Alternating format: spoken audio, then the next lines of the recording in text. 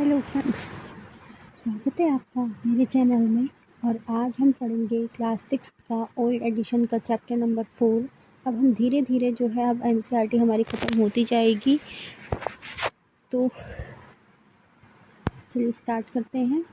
क्या बताती हैं हमें किताब और कब्र, यानी जो बुक्स हैं और जो कब्र है यानी बरीड, ठीक है, वो हमको क्या क्या बताती है।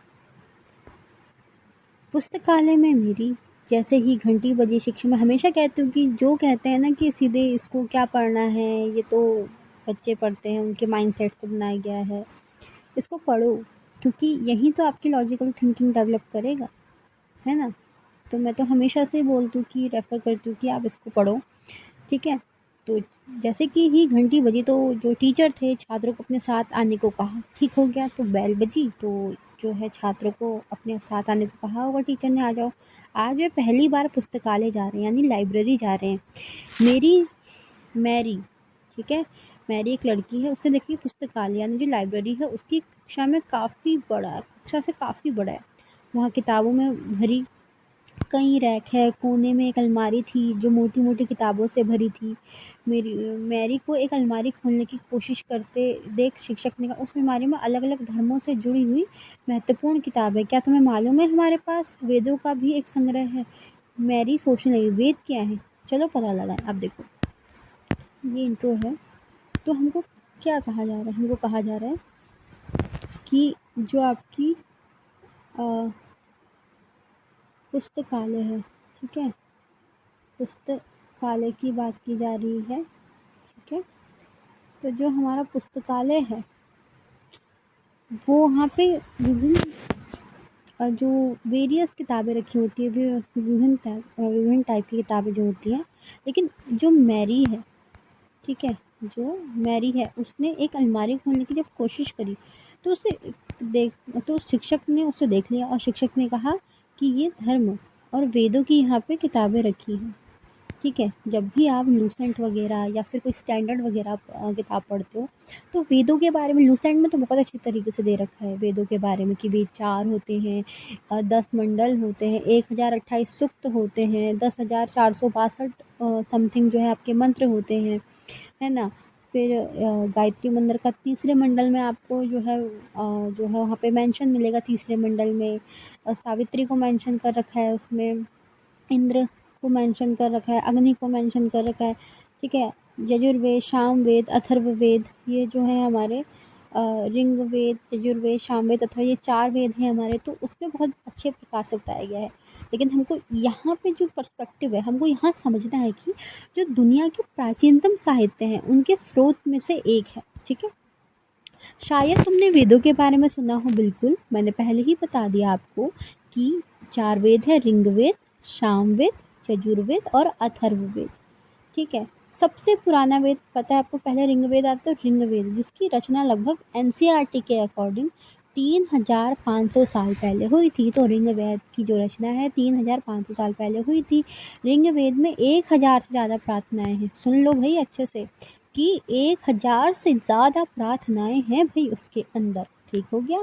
तो ऋग्वेद सबसे पुराना वेद है, प्राचीनतम वेद है, 3500 साल पहले इसकी रचना हुई है, ठीक है। अब क्लास 12th में जो है एक सेकंड चैप्टर है राजा किसान वाला, तो उसमें बताया गया है कि एक ही लाइन लिखी गई है उसमें कि सिंधु नदी के नदी और उसकी उपनदियों में ऋग्वेद का लेखन कार्य चल रहा था। तो वहाँ पे पढ़ोगे आप इसको, ठीक है। तो यहाँ पे बोला जा रहा है, यहाँ तो आपको जो है वो मेंशन कर दिया है सन कि 3500 साल पहले हुआ था, जिन्हें सूक्त कहा जाता है। बिल्कुल मैंने कहा ना, सूक्त कहा जाता है। सूक्त का मतलब है इसमें ना ऋचाएँ होती हैं कुछ, ठीक है। तो सूक्त का मतलब है अच्छी तरह से बोला गया। क्या है मतलब सूक्त का? अच्छी तरह से बोला गया। ये विभिन्न देवी देवताओं को स्तुति में रचे गए हैं, ठीक है। इनमें 3 देवता जो हैं बहुत महत्वपूर्ण हैं, अग्नि, इंद्र और सोम। अग्नि जो है आग के देवता हैं, इंद्र युद्ध के देवता हैं और सोम एक पौधा है जिसका खास पेय बनाया जाता है। अब तक कुछ भी नहीं पढ़ा है हमने, कुछ भी नहीं। अभी तक हमने सिर्फ क्या क्या सीखा है कि जो हमारा ऋग्वेद है वो सबसे प्राचीनतम जो है वेद है, 3500 साल पहले इसकी रचना हुई है। इसमें सूक्त होते हैं, सूक्त का मतलब कुछ अच्छी भली प्रकार से बोलना मतलब, है ना। और देवी देवताओं की स्तुति इसमें रची होती है। मुख्यतः इसमें 3 देवता अग्नि, सोम और इंद्र को यहाँ पे बताया गया है, महत्वपूर्ण देवता हैं। जो इंद्र हैं वो युद्ध के देवता माने गए हैं। जो सोम है एक पौधा है जिसका पेय पदार्थ बनता है, और अग्नि आग के देवता हैं। बस इतना ही तो पढ़ा। वैदिक प्रार्थनाओं की रचनाएं ऋषियों ने की थी। ये जो वैदिक प्रार्थनाएं हैं ना, इनकी रचना ऋषियों ने की थी, बिल्कुल। आचार्य विद्यार्थियों को अपने अक्षरों, शब्दों, वाक्यों में बांट के सस्वर पाठ द्वारा कंठस्थ करवाते थे। देखो उस समय प्रिंटिंग प्रेस वगैरह तो थी नहीं, ठीक है। ओरली जो भी चीज़ जाती थी आगे पीढ़ी को, वो ओरली जाती थी, वर्बल जाती थी, है ना। तो जब हम ओरल करते हैं तो थोड़ा सा कोई बड़ा चढ़ा के बता ही देता है। तो अल्टीमेटली जो अंत में पहुंचा हमारे पास जितनी भी चीज़ें, वो उसमें से उसको कुछ बातें कितनी सच्चाई हैं कितनी झूठी हैं हमको पता ही नहीं है, क्योंकि वो हमको ओरली मिली ना। अब ओरली जो हमें, तो बात जो है हमारी एग्जैक्ट बात नहीं पहुंच पाती। तो लिखित लिखित चीज़ में हमारे पास बातें पहुंच पाती, क्या ओरली उतनी बातें पहुंच पाती है? नहीं ना। तो ओरली जो है कुछ बढ़ा चढ़ा के भी हो सकता है, ठीक है। तो सस्वर पाठ करते थे और पीढ़ी दर पीढ़ी वही चलता रहता था, ठीक है। तो जो वैदिक प्रार्थनाएं हैं उनकी रचना जो है ऋषियों ने की है, और आचार्य विद्यार्थी को वाक्यों में बांट के सस्वर पाठ करा के कंठस्थ करवाते थे। अधिकांश सूक्त की रचयिता सीखने और सिखाने वाले पुरुष ही थे। कुछ प्रार्थनाओं की रचनाएं महिलाएं ने भी की। देखो यहाँ महिलाओं का रोल मतलब निम्नतर पर है, ठीक है। यही हमको सिखाता है ना। यहाँ महिलाओं का रोल है पर निम्नतर है, ओके, ठीक है। तो वैदिक प्रार्थनाओं की रचना ऋषियों ने की थी। आचार्य जो है विद्यार्थियों को अक्षरों, शब्दों, वाक्यों से सस्वर पाठ कंठस्थ करवाते थे। मैं 3 बार रिवीजन कराती हूँ। अधिकांश सूक्तों को रचयिता सीखने, सिखाने और पुरुष और निम्नतर यहाँ महिलाओं ने भी कुछ सिखाया है। ऋग्वेद की भाषा प्राक संस्कृत थी। क्या थी भाई? प्राक संस्कृत। और वैदिक संस्कृति भी कहलाती है। याद रख लो इस बात को कि जो ऋग्वेद है उसमें जो भाषा है वो प्राक संस्कृति में है, ठीक है। और वैदिक संस्कृति भी कहलाती है। तुम स्कूल में जो संस्कृत पढ़ती हो उसे यह भाषा थोड़ी भिन्न है, तो ये भी बता दिया है उन्होंने, ठीक है। चलिए, संस्कृत व अन्य भाषाएं। संस्कृत भाषा भारत यूरोप, ठीक है। तो जो हमारी संस्कृत भाषा है, ठीक है, संस्कृत भाषा भारोपीय यानी भारत और यूरोप भाषा परिवार का एक हिस्सा है, ठीक है। भारोपीय कैसे आया? भारोपीय मतलब बहुत से भारत, और रोपीय हो गया यूरोपीय, है ना। तो भारोपीय भाषा परिवार का हिस्सा है संस्कृत। भारत की कई भाषाएं जैसे असमिया, गुजराती, हिंदी, कश्मीरी, सिंधी एशियाई भाषाएं हैं। तो असमिया हो गई आपकी, गुजराती हो गई, हिंदी, कश्मीरी हो गई, सिंधी हो गई आपकी। ये क्या है? एशियाई भाषाएं हैं। जैसे फारसी तथा यूरोप की बहुत सी भाषाएं जैसे अंग्रेजी, फ्रांसिस, जर्मन, यूनानी, इतावली, स्पेनिश आदि इसी परिवार से जुड़ी हुई हैं। उन्हें एक भाषा परिवार इसलिए कहा जाता है क्योंकि आरंभ में कई शब्द एक जैसे थे। उदाहरण के मात्र संस्कृत में कहा जाता है, माँ हिंदी में कहा जाता है, मदर अंग्रेजी में कहा जाता है। तो कुछ शब्द हम ऐसे देख सकते हैं। क्या तुम्हें इनमें कोई असमानताएं नजर आती है? उपमहाद्वीप में दूसरे भाषा परिवारों की भी भाषाएं बोली जाती है। उदाहरण के पूर्वोत्तर प्रदेशों में तिब्बत बर्मा परिवार, जो तिब्बतियन बर्मा फैमिली है ना, उनकी भाषाएं बोली जाती है। तेलुगु, तमिल, कन्नड़, मलयालम, द्रविड़ भाषाएं। और जबकि झारखंड और मिडिल इंडिया के कई हिस्सों में बोली जाने वाली भाषाएं क्या ऑस्ट्रो एशियाटिक परिवार से जुड़ी हैं। Austro Asiatic. अब देखो इसमें क्या करना है ना, आपको मैं बताती हूँ। एक भारत का आप मैप बना लेना, ठीक है। मैं तो प्लस का साइन करके बता देती हूँ, ऐसे बनाना, ठीक है।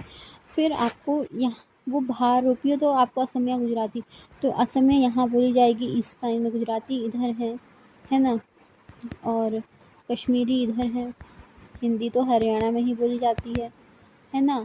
और क्या बोलते हैं आपकी सिंधी होगी, फ़ारसी जो है यूरोपीय भाषाएं, अंग्रेजी यहाँ इस साइड में, ठीक है। भारत के बाहर ना इतावली, स्पेनिश यही हैं। और उपमहाद्वीप के बोले जाने पूर्वोत्तर प्रदेशों में तिब्बत यहाँ पे, चाइना वाले बॉर्डर पे तिब्बत बर्मा के क्षेत्र में क्या होगी, इस परिवार की, जैसे तमिल हो गया, तेलुगु हो गया, कन्नड़, मलयालम, द्रविड़ भाषा है यहाँ पे। साउथ में आप द्रविड़ भाषा का चिन्ह बना लेना, साइन बना लेना। और झारखंड और मिडिल भारत में क्या बना लेना आपने कि ऑस्ट्रो एशियाटिक परिवार। ठीक है। हम जिन किताबों को पढ़ते हैं वे लिखी और छापी गई हैं। ऋग्वेद का उच्चारण किया जाता है और श्रवण किया जाता था, ना कि पढ़ा जाता था। बिल्कुल, उच्चारण और श्रवण माने होते सुनना। रचना के कई सदियों बाद इसे पहली बार लिखा गया था। इसे छापने का काम तो मुश्किल से 200 साल पहले हुआ था। इतिहासकार ऋग्वेद का अध्ययन कैसे करते हैं? इतिहासकार पुरातत्वविदों की तरह ही अतीत के बारे में जानकारी इकट्ठी करते हैं, लेकिन भौतिक अवशेषों के अलावा लिखित स्रोतों का भी उपयोग करते हैं। तो सबसे पहली बार इतिहासकार और पुरातत्वविद, इन दोनों में अंतर क्या है? इन दोनों में है कि दोनों, समानता तो यही है, दोनों ही जानकारी इकट्ठा करते हैं।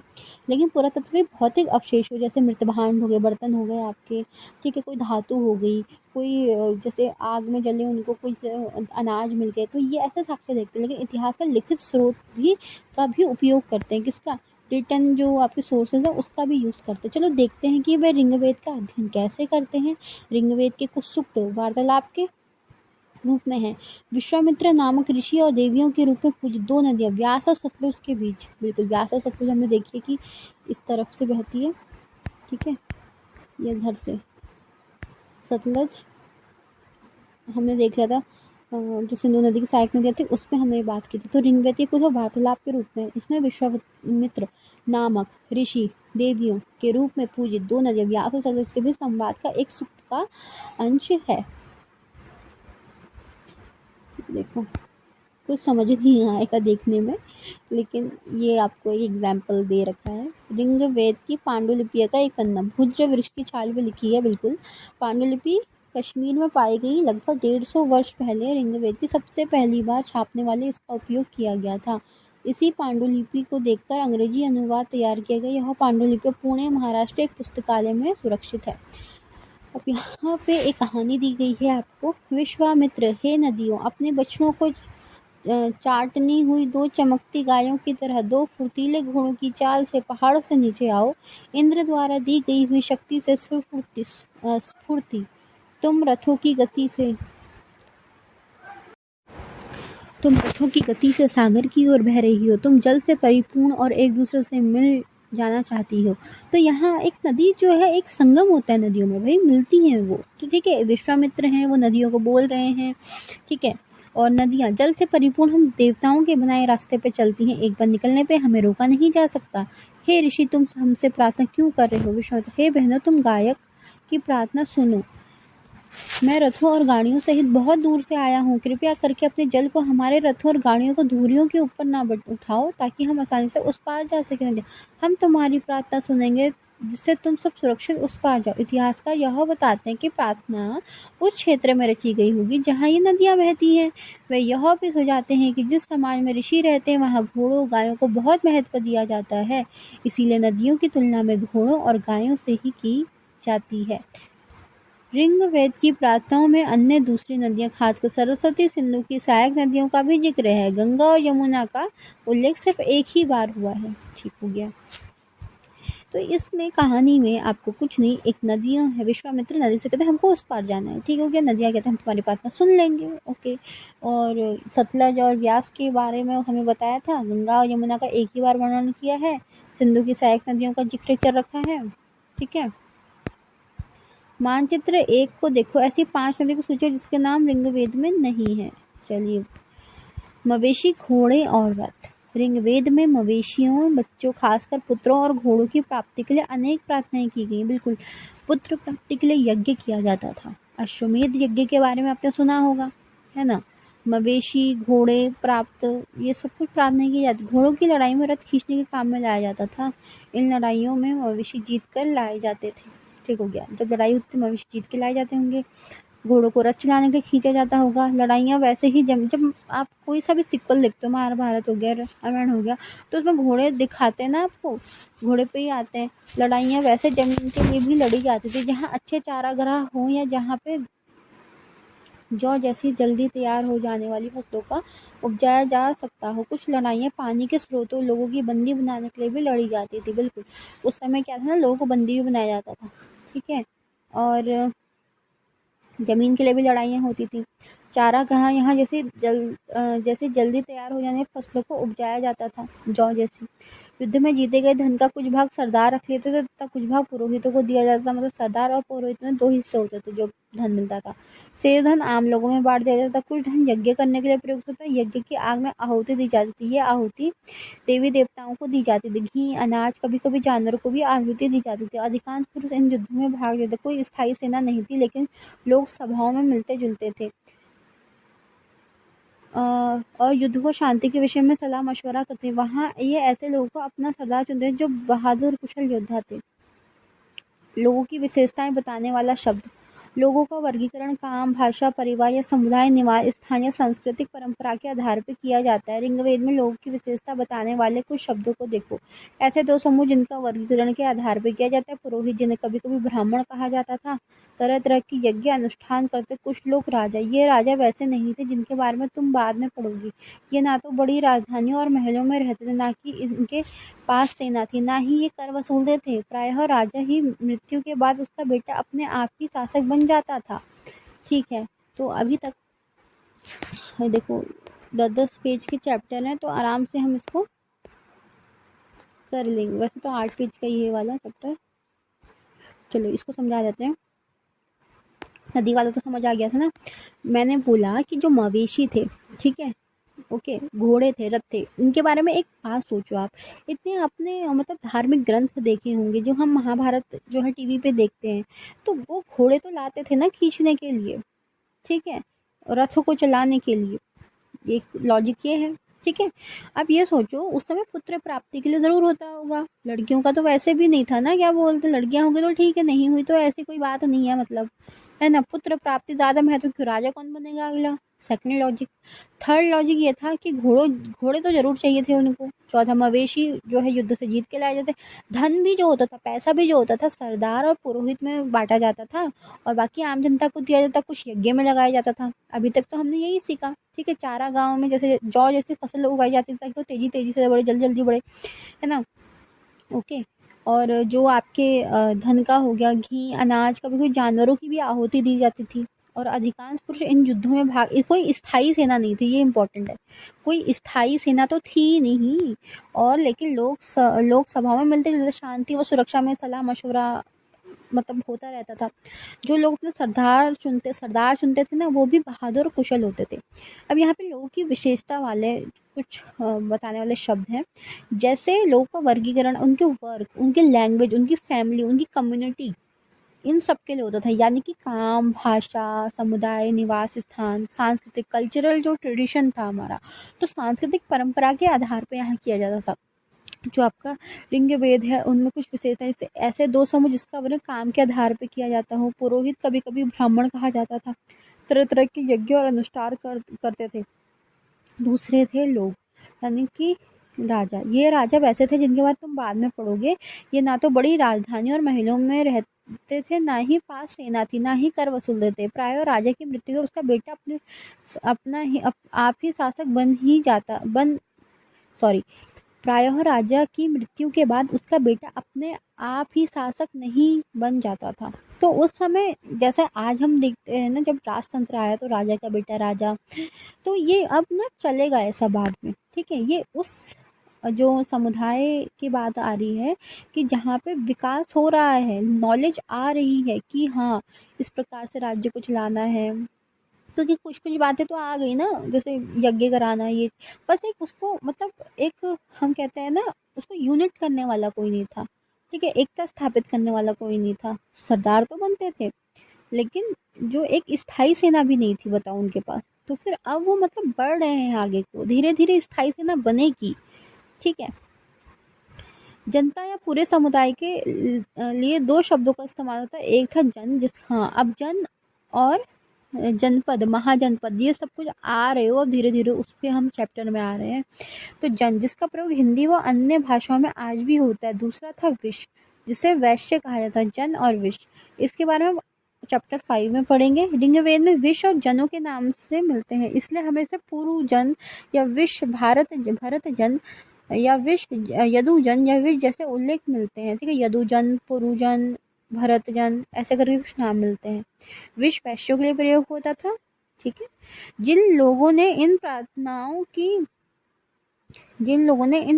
की रचना की वह कभी कभी खुद को आर्य कहते थे।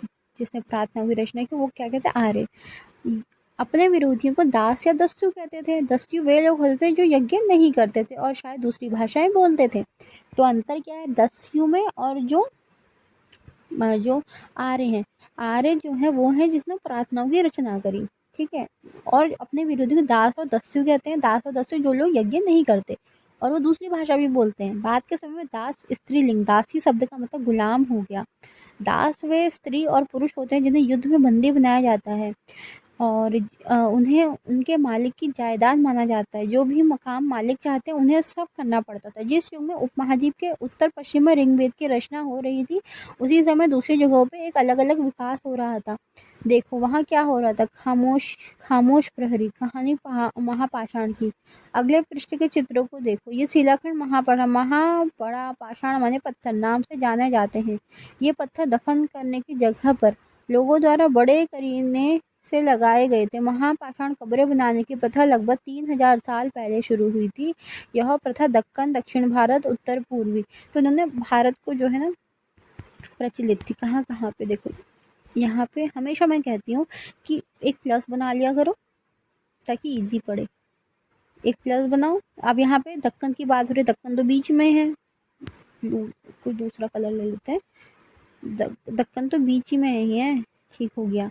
दक्षिण भारत, ये रहा दक्षिण भारत हमारा पूरा दक्षिण भारत। उत्तर पूर्वी भारत यहाँ पर है।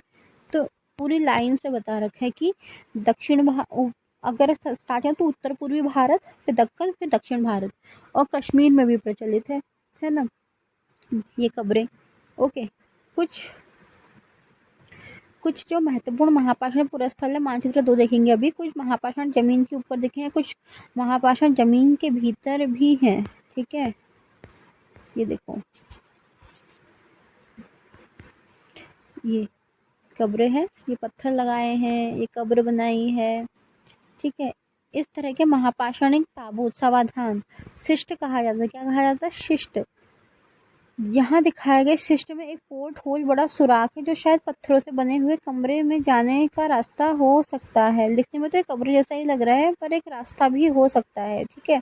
तो यहाँ कब्र का तो वो नहीं है पर ये समाधान है। ठीक है। ताबूत समाधान जिसे शिष्ट कहा जाता है। इसमें एक पोर्ट होल होता है और शायद पत्थरों से बने हुए कुछ कमरे के जाने का यहाँ रास्ता होता है। ठीक है। महाशाणी कब्रों से मिले लोहे के सामान। देखो ये देखो लोहे के सामान मिले हैं। ये देखो ये है लोहे के सामान। बाएं और घोड़े के सामान नीचे बाएं कुल्हाड़ी से नीचे ये कटार, ये सब जो है आपके बने हुए हैं। कई बार पुरातत्वविदों को गोलाकार सजाए हुए पत्थर मिलते हैं, कई बार अकेला खड़ा हुआ पत्थर मिलता है। ये एक प्रकार के प्रमाण है जमीन के नीचे कब्रों को दर्शाते। देखो मैंने कहा था ना कि अगर लॉजिक लगाओगे तो ये कब्र जैसा ही दिख रहा है। तो जो आपके आर्कोलॉजिस्ट होते हैं वो ये पत्थर को देखा उन्होंने, फिर उसमें देखा कि जमीन कब्रों को दर्शाए हुए मिले हैं। महापाषाणों के निर्माण के लिए लोगों को कई तरह के काम करने पड़ते हैं। हमने जो कार्यों की सूची बनाई थी उन्हें क्रमबद्ध करो। गड्ढे खोदना, शिलाखंडों को ढोकर लाना। ठीक है। बड़े पत्थरों को तराशना, मरे हुए को दफनाना।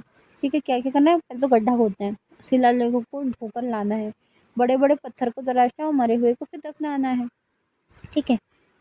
इन सब कब्रों में कुछ समानताएं हैं। समानताएं मृतकों को खास किस्म की मिट्टी के बर्तनों के साथ। देखो मिट्टी के बर्तन तो काले लाल मिट्टी के बर्तन ब्लैक एंड रेड वेयर के नाम से जाना जाता है। इनके साथ ही मिले लोहे के औजार और हथियार, घोड़ों के कंकाल और सामान तथा पत्थर और सोने के गहने। क्या हड़प्पा शहर में लोहे का प्रयोग होता था? बिल्कुल भी नहीं। हमने वहाँ पढ़ा ही नहीं था कि लोहे का प्रयोग होता था। मतलब यहीं से महापाषाणी काल से ही हम देख रहे हैं कि लोग सब जो है रेड और ब्लैक जो है रेड वेयर उनके साथ दफनाए जाते। घोड़ों के कंकाल मिले हैं, सोने के गहने, पत्थर, ये सब कुछ दफनाए जाते थे। मतलब लॉजिक क्या निकल रहा है? लॉजिक ये निकल रहा है कि वो सोचते थे कि इसके बाद भी, मनुष्य के मरने के बाद भी कोई जीवन होता होगा और वो उन सामानों का प्रयोग करते होंगे। ठीक है। ठीक है। चलिए लोगों की सामाजिक असमानताओं के बारे में पता लगा। देखो कोई समाज ना उसमें असमानताएं तो व्याप्त होगी। ठीक है, वर्तमान समय में देखो कि आज भी असमानताएं व्याप्त हैं, कई क्षेत्रों में आज भी व्याप्त हैं। तो ठीक है, तो अगर समाज होगा तो वहाँ समानताएं भी होंगी, कुछ असमानताएं भी मौजूद होंगी। आर्कोलॉजिस्ट क्या मानते थे? पुरातात्विक कंकाल के साथ पाई गई चीजें मरे हुए व्यक्ति की ही रही होंगी। कभी कभी एक कब्र की तुलना में दूसरी कब्र ज्यादा चीजें मिलती हैं। ठीक हो गया। ब्रह्मगिरी को खोजो, अभी देखेंगे मानचित्र। यहाँ एक व्यक्ति की कब्र में 33 सोने के, मैंने कहा ब्रह्मगिरी, अरे हमने पढ़ा था ब्रह्मगिरी, कहाँ पढ़ा था? साउथ में पढ़ा था ना ब्रह्मगिरी हमने, है ना। ये ब्रह्मगिरी पढ़ा था हमने हमने पिछले चैप्टर्स में देखे थे ब्रह्मगिरी, है ना। यहाँ एक व्यक्ति की कब्र में 33 सोने के मनके और शंख मिले हैं। दूसरे कंकालों का सिर्फ कुछ मिट्टी के बर्तन पाए गए हैं।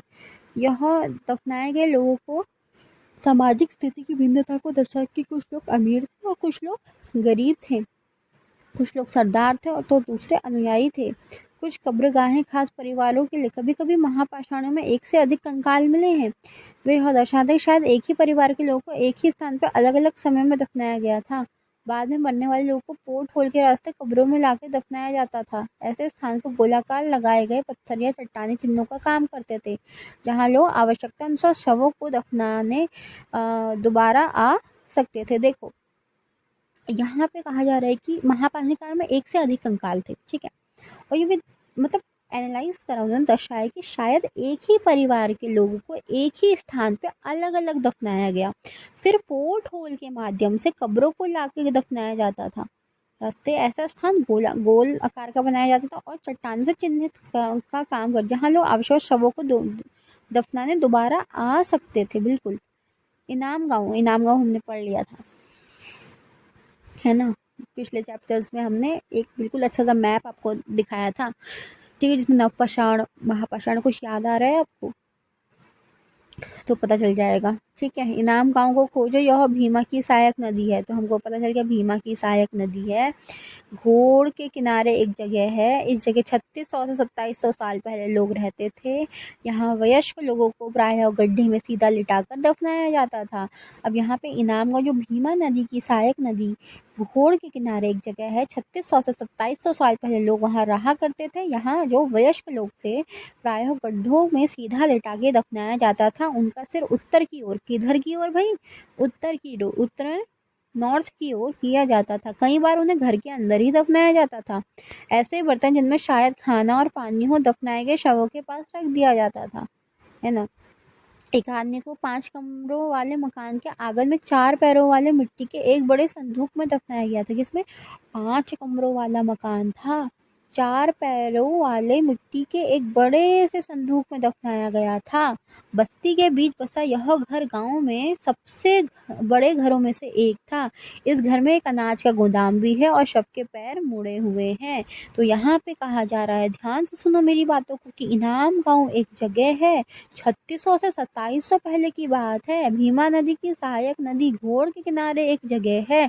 यहाँ पे व्यक्ति को सीधा लिटाकर उत्तर दिशा में लिटा के दफनाया जाता। पैर जो है मुड़े हुए मिले हैं, सिर जो है उत्तर की ओर है, ठीक है। खाना पानी सब कुछ दिया जाता था शव को, ठीक है, पास रखा जाता था, ओके। और एक संदूक जो 4 पैरों वाला था उसमें दफनाया गया था, ओके। ठीक हो गया, थोड़ा सा ट्विस्ट एंड टर्न। और क्या किया गया था?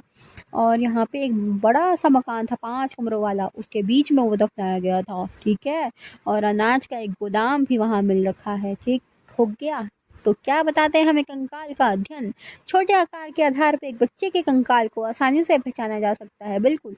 देखो, जो छोटा बच्चा होता है ना, उसके कंकाल को आसानी से पहचान, लेकिन एक बच्चे और बच्ची के कंकाल के बीच कोई फर्क नहीं होता था, यानी मेल और फीमेल। क्या हम यह पता लगा सकते कंकाल किसी पुरुष या स्त्री? कभी कभी लोग कंकाल के साथ मिले सामानों के, इसका उदाहरण के लिए कंकाल के साथ गहने मिलते तो कई बार उसे महिला का कंकाल मान लिया जाता था।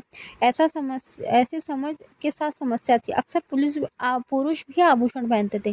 कंकाल का लिंग पहचानने का बेहतर तरीका उसकी हड्डियों का, चूंकि महिलाएं बच्चों को जन्म देती हैं इसलिए उनका कटी प्रदेश कूल्हा पुरुषों से ज़्यादा बड़ा होता है। बिल्कुल। ये समझ कंकालों के आधुनिक अध्ययन पर आधारित है। आज के समय लगभग 2000 साल पहले चरक नाम से प्रसिद्ध वैद्य हुए थे। उन्होंने चिकित्सा शास्त्र चरक संहिता, किसने लिखी थी? चरक ने लिखी थी। 2000 में किताब लिखी। वह कहते हैं मनुष्य के शरीर में 360 हड्डियां होती हैं। यह आधुनिक शरीर रचना हमारे अभी तो क्या है 206 हड्डियां माना जाता है ना, तो संभवतः चरक ने दांत, हड्डियों के जोड़ और कार्टिलेज को भी जोड़ दिया होगा, तब जाके 360 होने। किस किस को जोड़ दिया था उन्होंने गलती से? दांत को, कार्टिलेज को और हड्डियों को जोड़कर। ठीक है। इनाम गांव के लोगों के काम धंधे, मैंने कहा ना पिछला चैप्टर रिलेट करेगा हर चीज से। इनाम गांव में पुरातत्वविदों को गेहूं, जौ, चावल, दाल, बाजरा, मटर, तिल, सरसों, यहाँ पढ़ लिया हमने, बीज मिले हैं। कई जानवरों की चावल, देखो यहाँ पे चावल भी है, गेहूं, जौ, दाल, बाजरा, तिल, सरसों, मटर, ये सब कुछ बीज मिले। कई जानवरों की हड्डियां भी मिली हैं। कई हड्डियों को काटने के निशान से यहाँ अंदाजा होता है कि लोग इन्हें खाते होंगे। गाय, बैल, भैंस, बकरी, भेड़, कुत्ता, घोड़ा, गधा, सुअर, सांबर, चीतकबरा, हिरण, कृष्ण मृग, खरवा, नेवला, चिड़िया, घड़ियाल, कछुआ, केकड़ा, मछली और की हड्डियां भी पाई जाती थी। ऐसे साक्ष्य की बेर, आंवला, जामुन, खजूर, कई तरह के रस भरी एकत्रित की जाती थी। अब देखो इसको याद करने का क्या तरीका, देखो गेहूं हम खाते हैं, चावल भी हम खाते हैं, जौ मिलता है, पूजा पाठ में यूज होता है, बाजरा, मटर, तिल, सरसों। ठीक है, सरसों नहीं है यहाँ पे, सरसों हमने पीछे पढ़ा है। ठीक है। और जानवर की हड्डी में गाय, भैंस, बकरी, सुअर, ये तो होता ही होगा।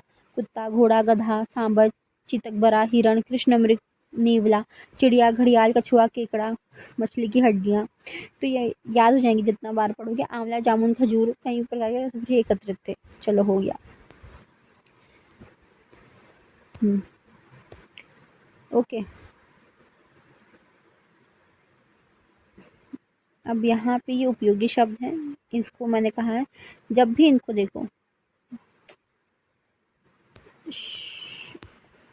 ओके, ठीक हो गया।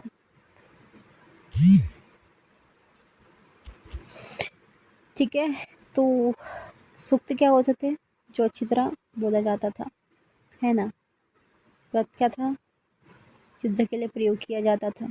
यज्ञ क्या था? अनुष्ठान था। महापाषाण जो सजाए गए पत्थरों से था। ठीक है। दास हो गया गुलाम, है ना? तो ये सारी वेदों की रचना 3500 साल पहले हुई थी। महाभारत निर्माण की शुरुआत 3000 साल पहले हुई थी। इनाम गांव की कृषि 3600 2700 और चरक 2000 साल पहले, है ना? ओके। तो ये चीज़ें थी। आई होप आपको ये बहुत अच्छा चैप्टर लगा होगा।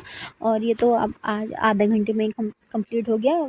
ठीक है। तो फिर अब चैप्टर नंबर 5 ही चैप्टर बचे हैं इसके, तो धीरे धीरे कवर कर ही लेंगे। चलिए, धन्यवाद।